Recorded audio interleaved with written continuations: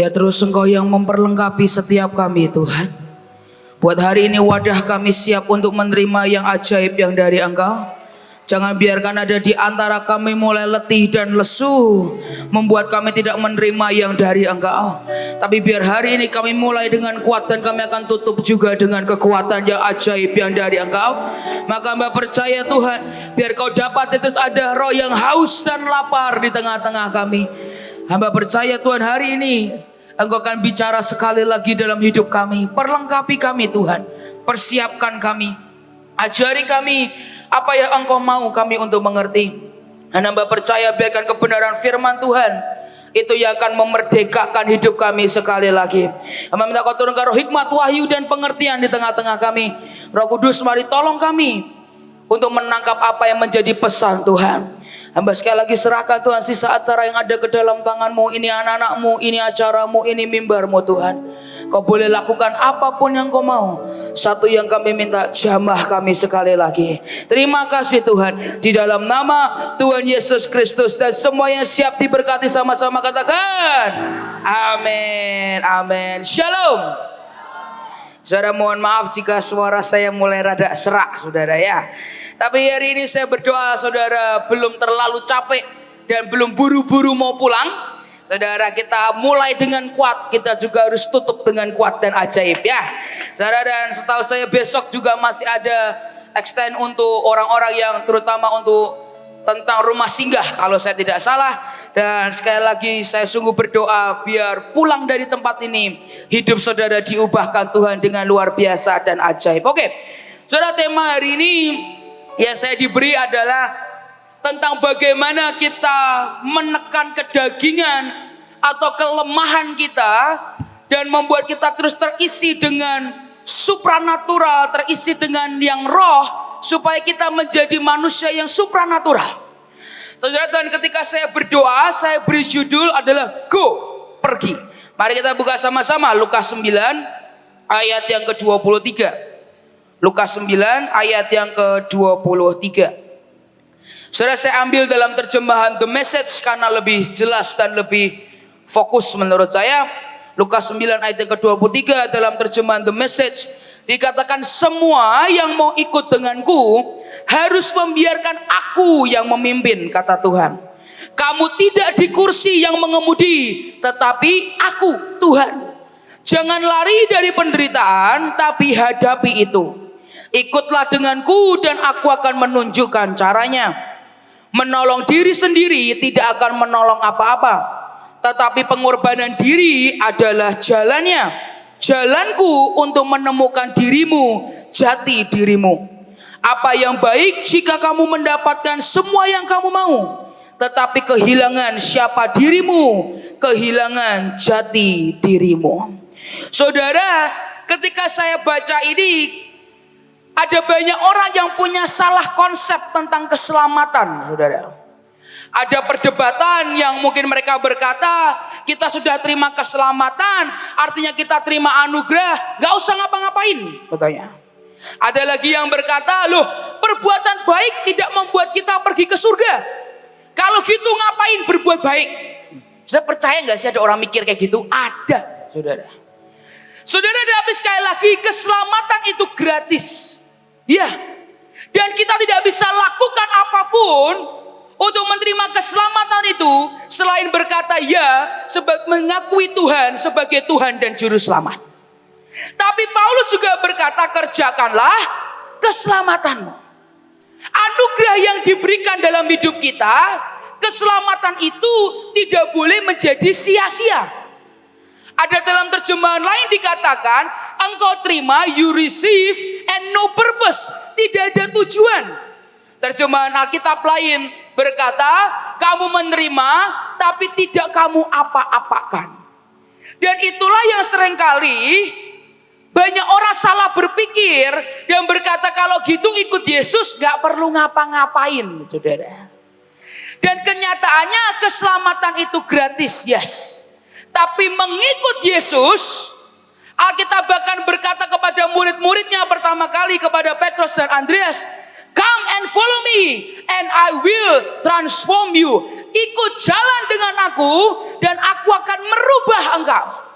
Artinya ada proses yang terjadi. Dan mengikut Yesus artinya engkau memikul salib, saudara. Itulah kenapa ikut Tuhan itu tidak pernah nyaman, tapi aman. Dan banyak orang berpikir ikut Tuhan itu nyaman. Tidak nyaman, saudara. Alkitab bahkan berkata neraka jalannya lebar, kalau surga jalannya sempit. Ikut Tuhan tidak pernah nyaman, tapi pasti aman. Saudara, dan sekali lagi menerima akan panggilan Tuhan maupun mengembangkan setiap tugas yang Dia berikan, itu tidak akan pernah nyaman, saudara. Dan ketika tugas itu turun, yang akan kita perangi setiap hari itu apa? Kedagingan kita dan kelemahan kita. Dan Yesus tahu dan Tuhan tahu bahwa selama-lamanya kita akan bergulat dengan yang namanya kelemahan, dengan yang namanya kedagingan. Dan seringkali panggilan Tuhan berkebalikan, saudara, dengan apa yang kita mau. Justru condongnya sama dengan apa? Kelemahan kita. Saudara, saya ini pertama kali khotbah itu umur 17 tahun, saudara. Saya dari umur 9 tahun saya ketemu Tuhan secara pribadi. Saya jatuh cinta dengan Tuhan umur 9 tahun. Itulah kenapa saudara, kemarin saya di kelas anak-anak, saya bilang ke mereka, saya di umur 9 tahun saya ketemu Tuhan dan saya jatuh cinta dengan Tuhan. Saudara, jangan sepelekan kalau anakmu cerita dia ketemu Tuhan, saudara. Gak ada batas umurnya. Oh, umur sekian pasti Tuhan, kalau umur sekian berarti setan. Gak ada, saudara. Gak ada. Saudara, dan ketika umur 17 tahun Tuhan mulai panggil saya untuk berkhotbah, itu bukan zona nyaman saya. Saudara, saya ini orang minder, saya ini bertumbuh bukan dengan kepedean yang luar biasa. Banyak orang kalau saya bersaksi gini gak percaya, saudara. Tapi saya akan kasih jawabannya nanti di akhir, setelah saya selesai dan akan dilanjutkan oleh hamba Tuhan yang lain. Saudara, saya ini kalau ketemu orang, lihat mata aja gak berani. Saudara, selama 3 hari di Mahanaim, saya nyapa saudara tapi saya gak lihat mata, saudara. Ya, shalom, shalom, shalom. Saya akan jalan lurus, saudara. Dulu lebih parah. Saya masuk ke restoran, fokus saya ke kursi saya. Dan saya akan lurus, lihat hanya kursi, saudara. Mau orang nyapa kayak apapun saya gak peduli, lurus, fokus. Kenapa? Minder. Saya pernah gini-gini meskipun minder, ya rada aneh, saudara. Jadi ketua OSIS di sekolah. Bukan karena kehebatan kampanye saya, bukan.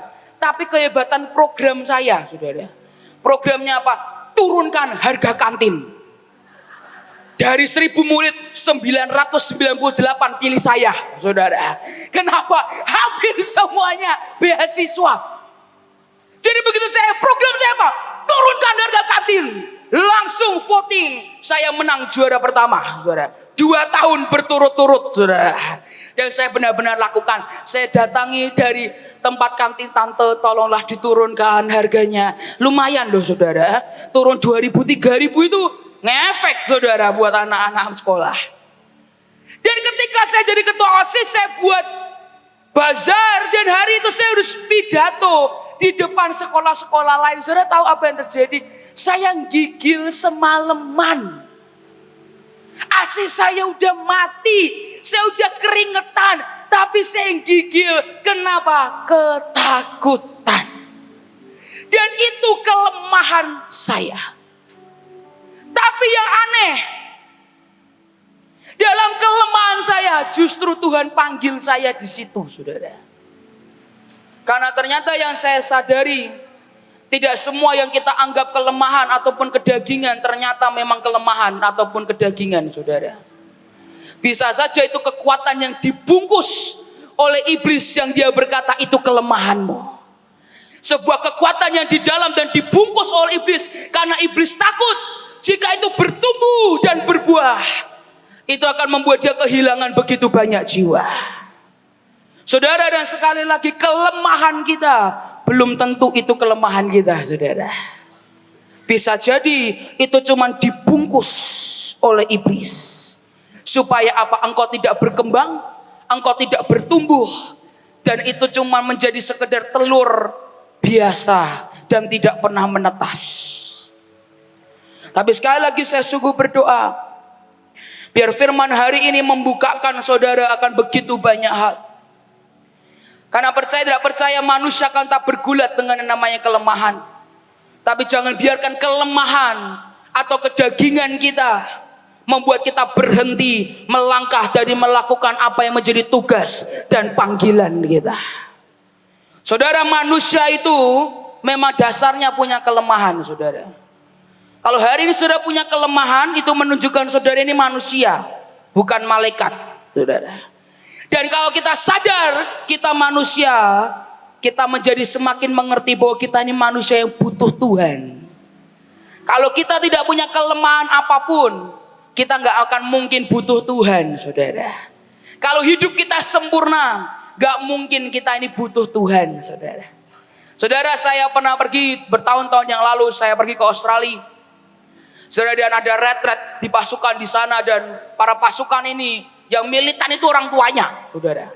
Anak-anaknya yang masih muda, mereka tinggal di Australia itu nyaman, saudara. Tempatnya enak, sekolah enak, mau transportasi juga mudah, hidupnya mereka tuh enak. Ketemu saya, pertanyaan saya, kamu butuh Tuhan gak? Jawabannya apa? Enggak. Kenapa? Hidup saya enak. Buat apa saya butuh Tuhan? Hidup saya enak kok. Keluarga saya oke. Keuangan keluarga saya oke. Saya terkenal di sekolah, ya memang delalahnya, saudara ya, yang tahu delalah, saudara. Semuanya ganteng-ganteng, cantik-cantik, saudara. Dan dia berkata kita terkenal di sekolah, ngapain kita butuh Tuhan?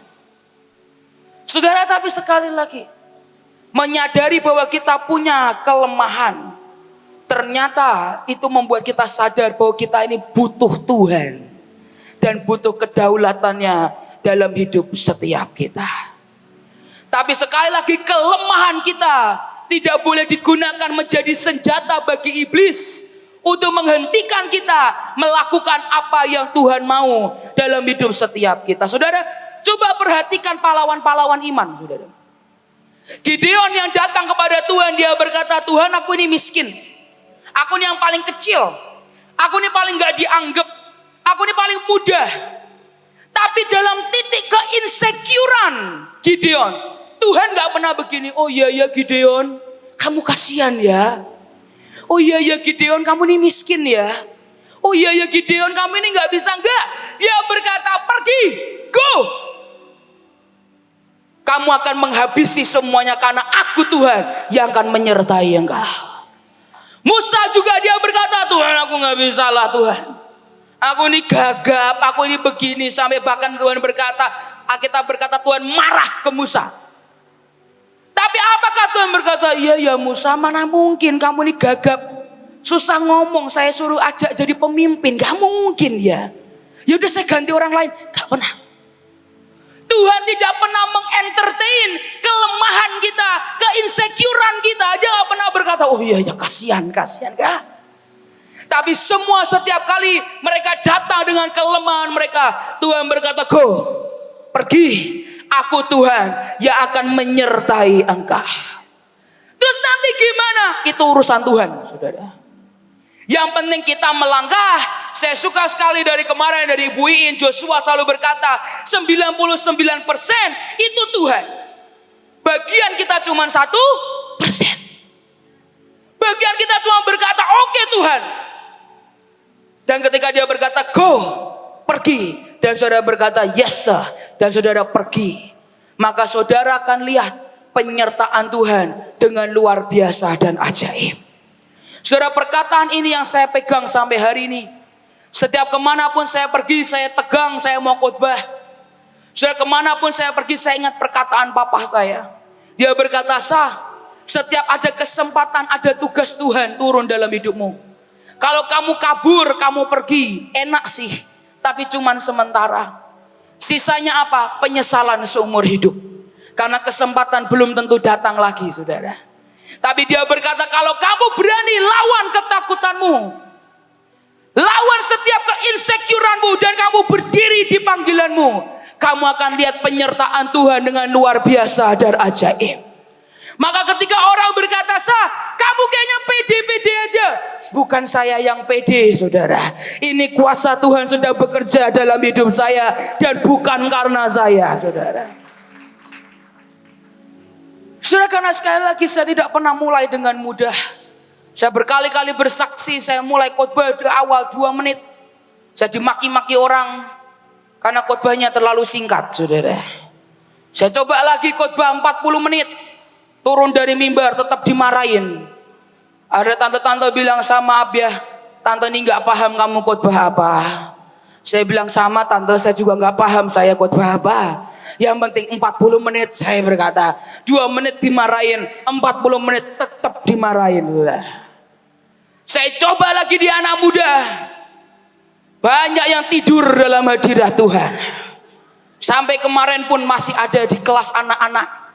Ada satu anak tersungkur. Saya bilang, "Wow, ini anak dijamah Tuhan. Tapi kok sampai akhir kok nggak berdiri-berdiri." Begitu makan baru berdiri. Matanya merah, tidur, saudara, ternyata. Sampai hari ini. Tapi sekali lagi, bahkan ketika kita menyerah dengan diri kita sendiri, Tuhan kita tidak pernah menyerah dengan kita, saudara. Selama kita berkata, "Tuhan, pakai aku, paksakan rencanamu dalam hidupku. Sekalipun harus menyeret kedaginganku, aku akan tetap berjalan dan melakukan akan tugasmu." Saudara, apa yang bisa mengalahkan kedagingan kita? Nekat. Yang memberi makan daging kita, kelemahan kita adalah kita mengikuti kelemahan kita. "Oh ya, kita nggak bisa, ya udah, nggak apa-apa." Saudara, kadang itu saya mengucap syukur saya punya pemimpin-pemimpin yang luar biasa. Hamba Tuhan Bahtera yang luar biasa, yang apa? Maksa. Banyak orang gak suka dipaksa, memang gak enak. Tapi kalau tidak dipaksa, gak nyampe, saudara. Saya ini produk paksaan, saudara. Hari ini saya berdiri di depan saudara, ini karena dipaksa. Yang seringkali dikasih mic, sikat. Meskipun saya kepinginnya nyikat WC, tapi saya nggak boleh nyikat WC, saudara. Harus khotbah.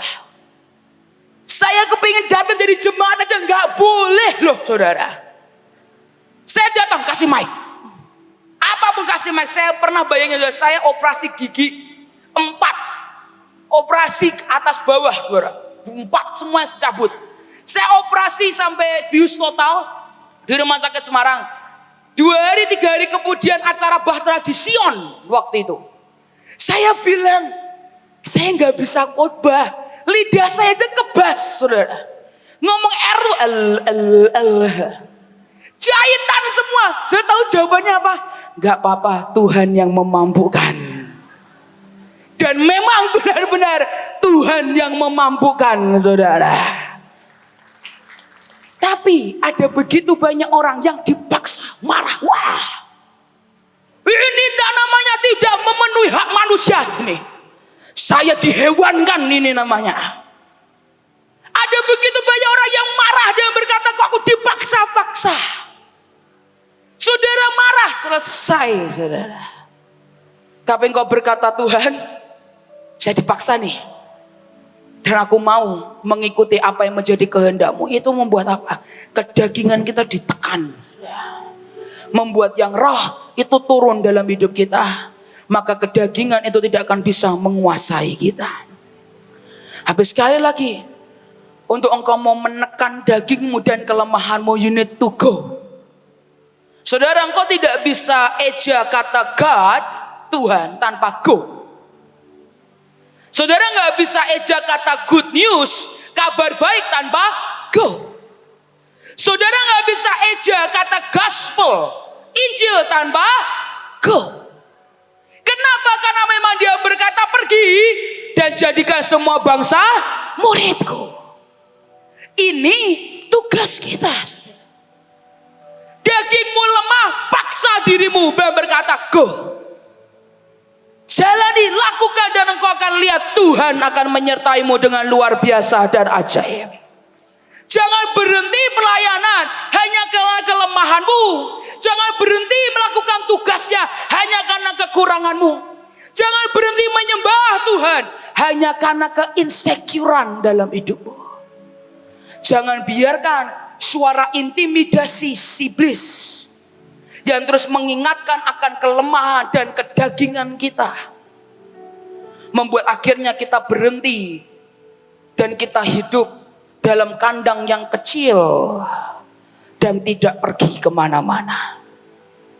Saudara mau tahu cara kerja roh intimidasi? Saya mau beri contoh. Boleh saya minta penari 3 orang, 1 laki. Penari 3 cewek, 1 laki. Boleh? Mari. Yuk mari. Oke. Nah, perempuannya 1 laki, yang laki sebelah sini tolong. Ya, oke. Saudara, ini yang terjadi dan ini cara kerja roh intimidasi, saudara. Saudara, saya berdoa semua ilustrasi khotbah yang saya pakai, saudara mau tiru juga ambil aja, saudara ya. Saudara, karena yang penting Injil harus diberitakan, saudara. Saudara, ini adalah cara kerja roh intimidasi. Pada zaman ketika Goliat melawan Daud, ini yang terjadi sebelumnya, saudara. Adalah bangsa Israel dan dalam nama Yesus kamu bukan Goliat. Goliat itu berperangnya caranya begini dan ini berlangsung selama 40 hari. Hari itu para Filistin semuanya siap maju ke medan peperangan. Ketika itu Raja Saul melihat dan bangsa Israel melihat dan mereka berkata, oh ada Goliat, ayo pasukan bangsa Israel maju baris, baris, ayo baris, baris, ayo loh pasukan, jadi pasukan. Dan apa yang mereka lakukan selama 40 hari siang dan malam, Goliat akan cuma begini, kamu, ayo tangan yuk, ngapain kamu? Aku bunuh kalian semua. Lalu kemudian teriak, ayo, dan bangsa Israel yang cuman mendengar. Mereka begitu Goliat teriak, mereka juga teriak, kabur. Setelah selesai, mereka Goliat pergi lagi. Malam harinya maju lagi. Goliat berdiri, Saul lihat lagi dan dia berkata, Goliat muncul lagi, baris lagi. Dan Goliat lakukan yang sama, kamu aku bunuh. Ayo mas, aku bunuh kalian semua. Dan bangsa Israel lagi teriak, kabur. Sesuai Alkitab. Thank you. Saudara bisa bayangin gak? 40 hari mereka lakukan itu tanpa perang. Goliat tidak menunjukkan kehebatannya sama sekali, cuman ngomong tok. Dan itu roh intimidasi. Bahkan Alkitab berkata Goliat menggunakan kata-kata yang sama. Saudara coba perhatikan deh. Intimidasi iblis, kata-kata itu sama. Selalu pakai lagu lama dan tidak pernah pakai lagu baru. Bertahun-tahun, anehnya efektif. Ya. Berapa banyak suara-suara itu membuat saudara akhirnya, iya gak jadi deh, gak berani aku. Heran loh saudara, efektif. Dan itu adalah cara kerja roh intimidasi. Cuman ngomong tok. Ini bahasa Perancis saudara ya, ngomong tok. Bahasa Indonesia tuh gak ada yang penekanannya sekuat Jawa itu loh saudara ya. Jadi ngomong bahasa Jawa tuh lebih enak, ngomong tok. Dan itu adalah cara roh intimidasi itu bekerja. Tapi hari itu ada seorang yang bernama Daud. Daud mendengar hal yang sama. Daud mendengar intimidasi yang sama. Daud mendengar suara yang sama. Tapi Daud memilih untuk fokus kepada Tuhan yang jauh lebih besar daripada Goliat yang dia hadapi. Daud memilih untuk fokus melihat Tuhan yang akan membawa dia pada kemenangan demi kemenangan. Kelemahanmu nyata, masalahmu nyata, tapi Tuhan yang kau sembah lebih nyata dari masalah dan kelemahan dalam hidupmu. Dia Tuhan yang hidup. Dan Dia Tuhan yang bekerja di tengah-tengah kita. Saudara, Alkitab berkata Tuhan memberi hidangan di hadapan para lawan-lawan kita.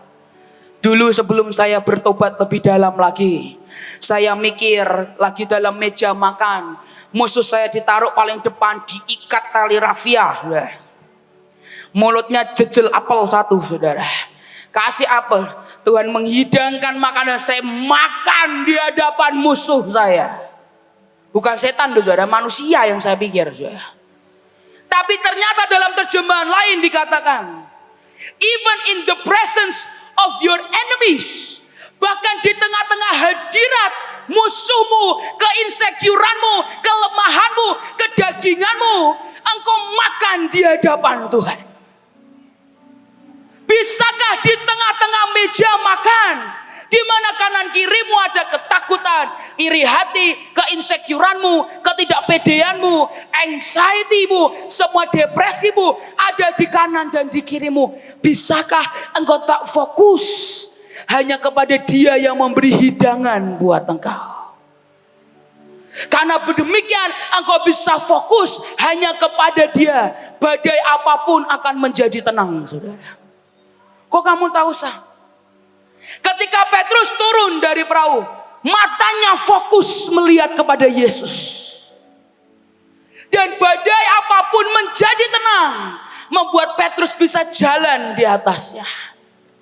Tapi demikian Petrus kehilangan fokusnya, dan dia menoleh ke bawah. Dia merasakan badai, ombak di telapak kakinya, dan ketakutan itu menguasai dia. Detik itu dia tenggelam.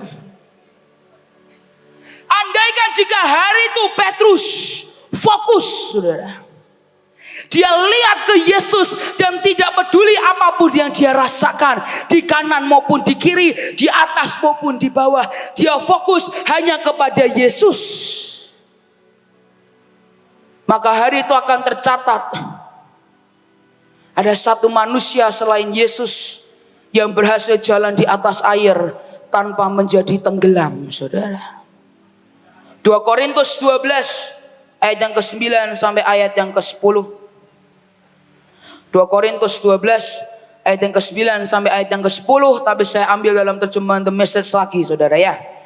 Karena lebih bagus, saudara. 2 Korintus 12 ayat yang ke-9 sampai ayat yang ke-10. Aku berhenti fokus kepada kelemahan dan kecacatanku, dan mulai mensyukuri setiap karunia. Ini adalah kasus kekuatan Kristus yang menguatkan kelemahan saya. Sekarang saya menghadapi keterbatasan saya dengan lapang dada dan sukacita. Keterbatasan-keterbatasan yang mempersempit ukuran saya. Semua pelecehan, kecelakaan, perlawanan, kejadian buruk, saya biarkan Kristus yang mengambil alih. Jadi semakin lemah saya, semakin kuat saya menjadi. Firman-Nya berkata, berhenti fokus kepada kelemahanmu dan fokus kepada karunia dan talenta yang Tuhan berikan, dan kembangkan itu, saudara. Karena dalam kelemahan kita, kuasanya akan menjadi sempurna. Alkitab berkata semua kelemahan kita, kejadian-kejadian buruk yang menimpa kita, dan kalau kita fokus hanya ke situ, itu akan mempersempit kekuatan kita. Itu akan memperlemah kekuatan kita. Izinkan Tuhan, let Jesus take over. Izinkan Dia mengambil alih hidupmu. Izinkan Dia menjadi pengemudi di depan. Izinkan Dia yang mengatur hidupmu yang penuh dengan kelemahan dan kecacatan ini. Maka ketika ada masalah dan kelemahan itu mulai timbul, kekurangan itu mulai kembali nampak, itu tidak akan bisa menguasai engkau. Saudara, ada sebuah ilustrasi yang saya ingin tunjukkan ke saudara. Saya berdoa ini bisa menjelaskan ke saudara apa yang Tuhan maksud ketika Roh-Nya yang turun dalam hidup kita. Semua kelemahan dan kedagingan itu tidak bisa menguasai kita. Thank you. Saudara, mari kita anggap ini adalah tempat vas, ini adalah hidup kita ya saudara ya. Bola pingpong ini adalah semua kelemahan kita. Anxiety-mu, kecemasanmu, depresimu, mungkin kelemahan apapun, keminderanmu, kesombonganmu, apapun itu kelemahan dalam hidupmu saudara. Saudara, dan ketika hidup kita biarkan roh Tuhan yang berkuasa atasnya, itu seperti mengizinkan terus roh Tuhan itu terus masuk dalam hidupmu, dan itu akan mengeluarkan kelemahanmu satu persatu saudara. Lihat ya, itu akan terus mengeluarkanmu kelemahan demi kelemahan satu persatu. Dan kalau saudara tanya kalau gitu, kalau roh Tuhan turun dalam hidup kita dan menguasai hidup kita, apakah kelemahan kita tidak bisa kembali? Bisa. Mereka bisa kembali. They can be on you, but they cannot be in you. Mereka bisa ada di atasmu, tapi mereka tidak bisa di dalammu. Saya bisa paham itu?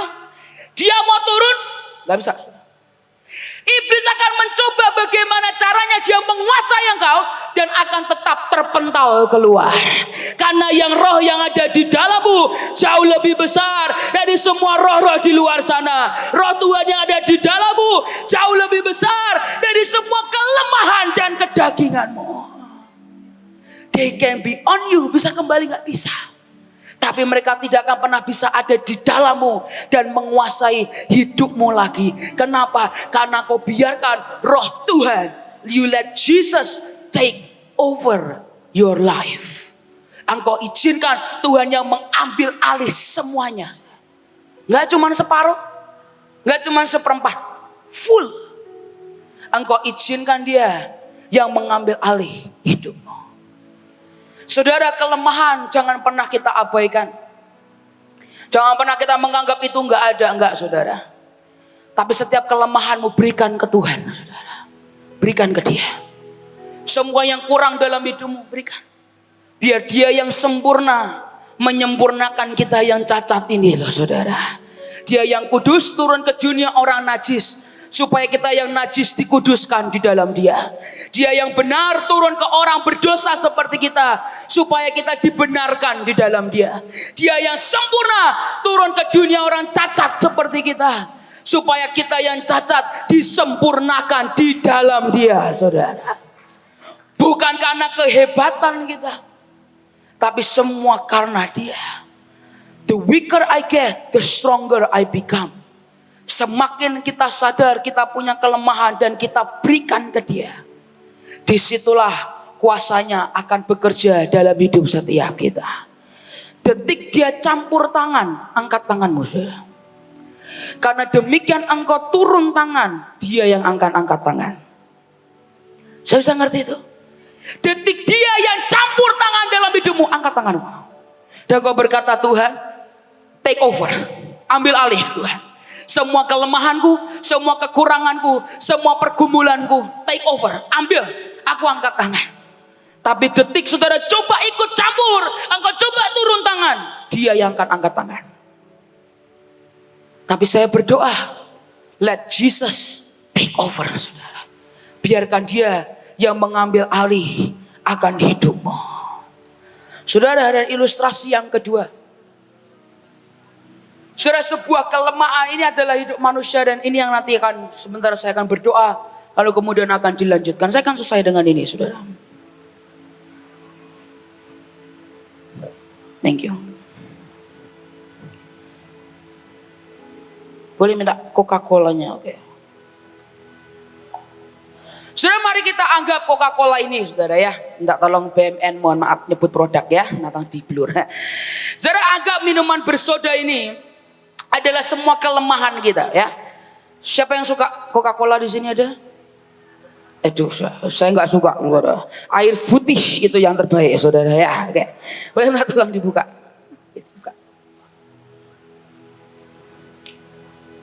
Oke.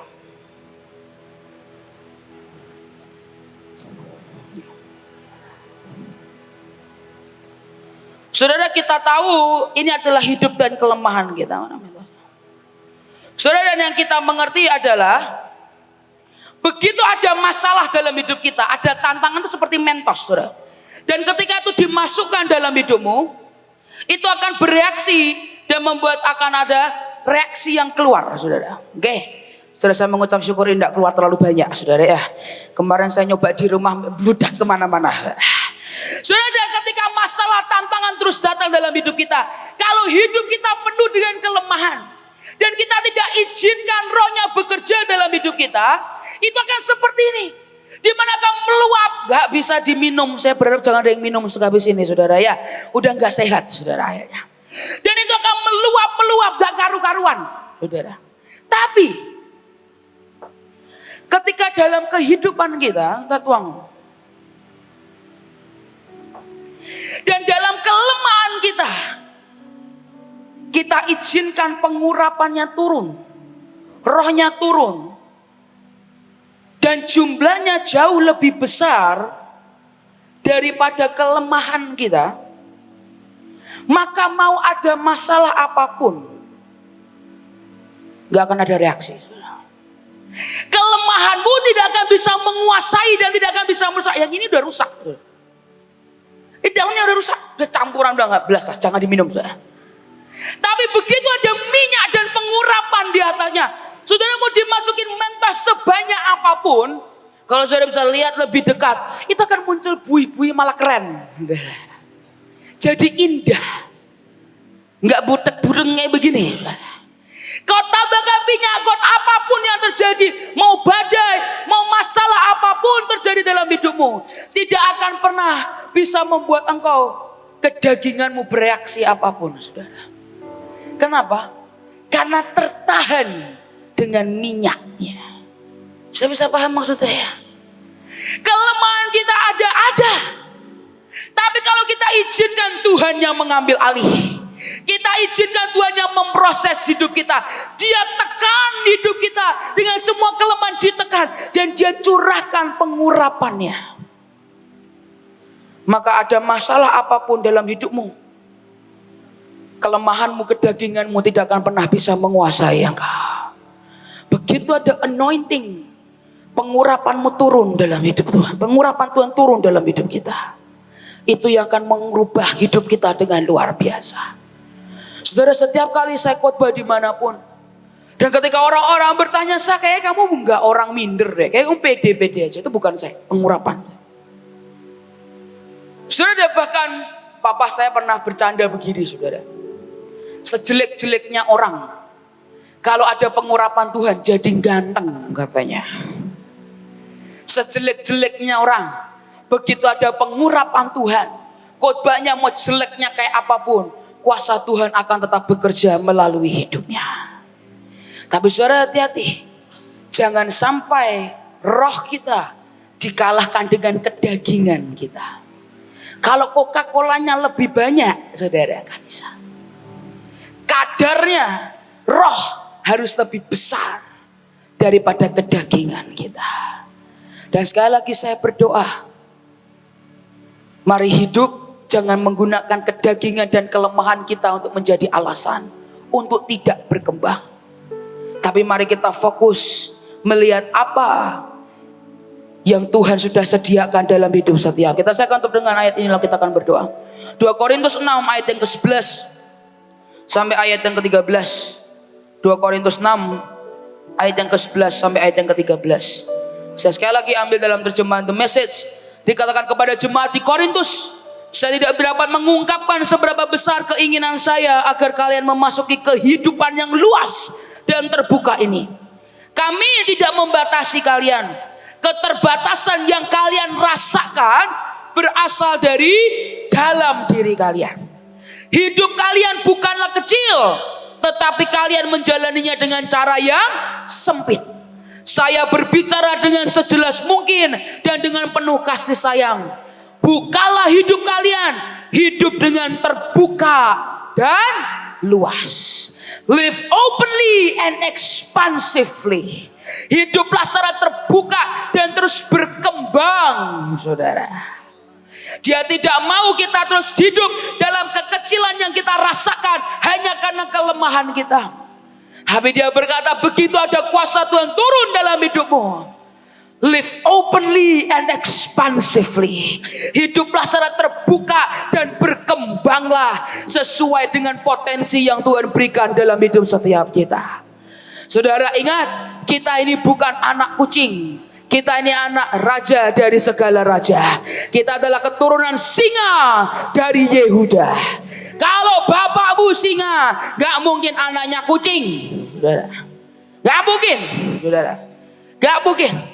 Kalau bapak kita singa, keturunannya juga pasti singa. Dan saudara, ada satu gambar yang saya mau tunjukkan ke saudara. Ini yang seringkali terjadi kepada anak-anak Tuhan. Keturunan singa, tapi ngelihat dirinya sebagai kucing. Tapi ada yang kucing melihat dirinya sebagai singa. Jangan seperti ini loh saudara. Engkau ini dasarnya memang singa. Gak usah lihat itu, lihat yang ini loh. Dasarmu singa, jangan lihat dirimu sebagai kucing. Engkau adalah keturunan singa dari Yehuda.